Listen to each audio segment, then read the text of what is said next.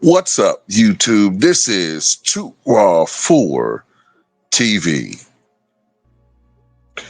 All right, so this video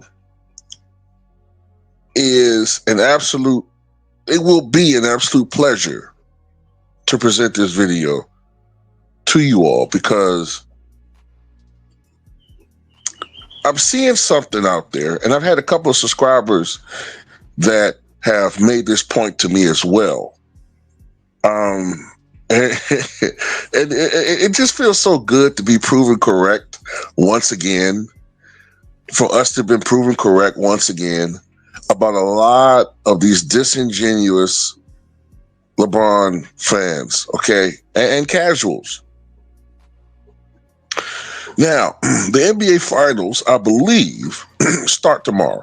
Game one of the 2025 NBA Finals starts tomorrow.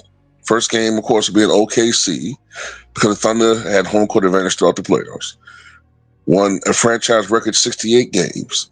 Shea Gilgeous-Alexander is the reigning MVP, leading scorer. Tyrese Halliburton is considered, even though Pascal Siakam won conference finals MVP or the Larry Bird Trophy, whatever it's called, Tyrese Halliburton is considered generally to be their best player, okay? Although I think it should still be more of a tandem between Halliburton and Pascal Siakam, but you get what I'm going with that.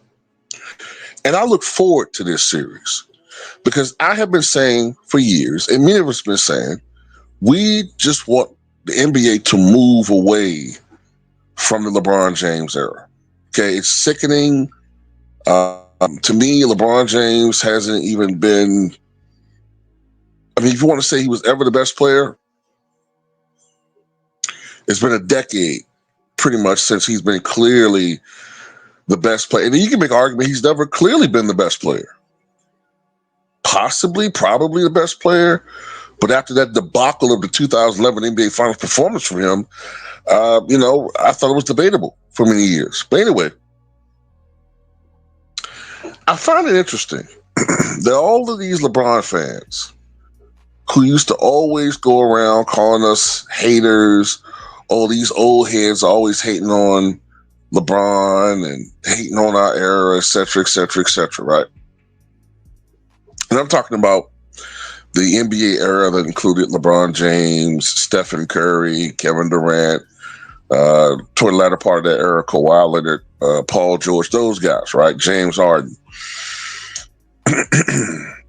Isn't it interesting that if you really look at it, the biggest critics of these young guys coming up, right?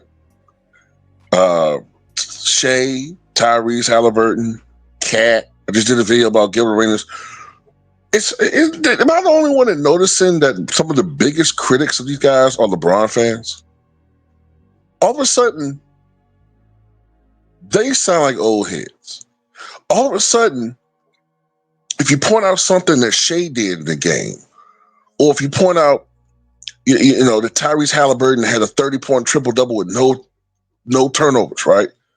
And only a couple of guys have done it. Oscar and who's the other one? I think Oscar Robertson and somebody else, right? Well, but LeBron has more triple doubles altogether, and LeBron has been to an NBA Finals. Tyrese Halliburton, he's just getting to his NBA Finals. He's nowhere near.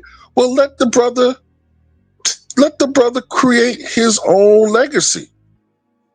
Why does everything got to go back to LeBron James?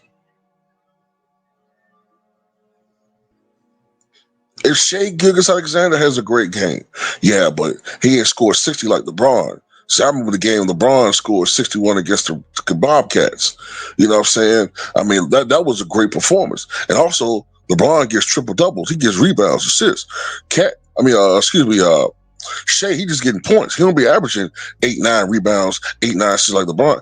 Okay, I get it. Why does every time we talk about one of these players, you got to bring LeBron James up? Am I the only one noticing this now? The LeBron fans have turned into old heads. They're the new bitter old heads.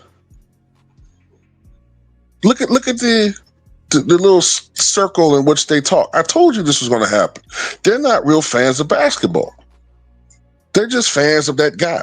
If you look at some of the threads, these guys, all they do is talk about and reminisce about games that happened 5, 6, 7, 8, 9. These dudes still talking about that old ass performance from 2007 against the Pistons.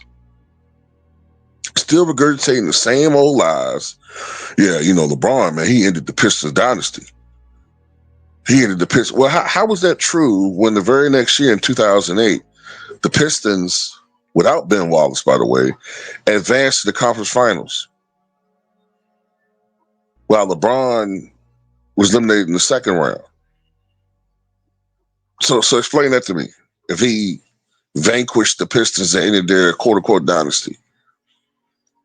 But, that's what they do. They tell a bunch of lies and half-truths. But, yeah, man, I look forward to this new generation of basketball players. I've never been a hater of the NBA. Now, were there certain things I didn't like? Yeah, I'm still not a huge fan of the exorbitant amount of threes they take, but I'm learning to adjust to that. Okay, but one thing that I just could not stomach was lack of defense. That's why I'm loving these playoffs so much, because they're holding their whistle and they're letting these guys play defense. And over the past 5 years, the center position has started making a bit of a recovery. You know what I'm saying? Like at one point in time, the center position was damn near dead. Now we got Joker. Now we got Joel Embiid when he's fucking healthy, at least. We got Wemby. You know what I'm saying? We got DeMontis Sabonis. We got Ivica Zubac, whatever his name is. You got, we got some guys. Now it's not the 90s as far as the entire, the amount of centers that we had back then are quality big men, but it's getting back there. You know what I'm saying? And the quality of basketball in these playoffs have been outstanding. These guys have been. Let me tell you something. The NBA is in great hands as far as the future is concerned. I'm proud of these guys. And you know what I'm saying? We can say that, the YNs are taking over, whatever. I prefer this brand of basketball where there's parity, where, there hasn't been a repeat champion in the NBA since the Golden State Warriors 2017-18. I like that. I like it. It kind of reminds me of the 70s, where, you know what I'm saying, any team that's one of the top tier contenders could be an NBA champion.